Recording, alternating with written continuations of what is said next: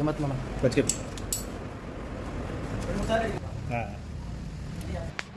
Friends ఈ video చూస్తున్నారు కదా మీరు. ఇతను ఏంటంటే గుంటూరు నుంచి విజయవాడ వచ్చారండి. విజయవాడ గుంటూరు వెళ్తుండగా దారిలో కేబుల్ క్లచ్ లూజ్ అయిందని వచ్చారు. ఇదేమైందంటే చూడంగానే బాగా లూజ్ అయిందని టైట్ చేద్దాం చూశాను. కాకపోతే ఇదేంటి కేబుల్ ఆల్మోస్ట్ కట్ అయిపోయింది అనమాట. దారిలో వెళ్తుండగా ఆల్మోస్ట్ అతను గేర్ సరిగ్గా పడట్లా.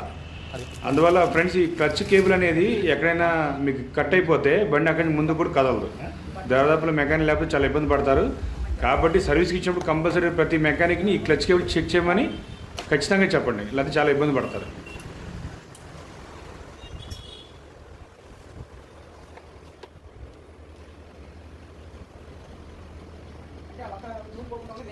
అంతేగా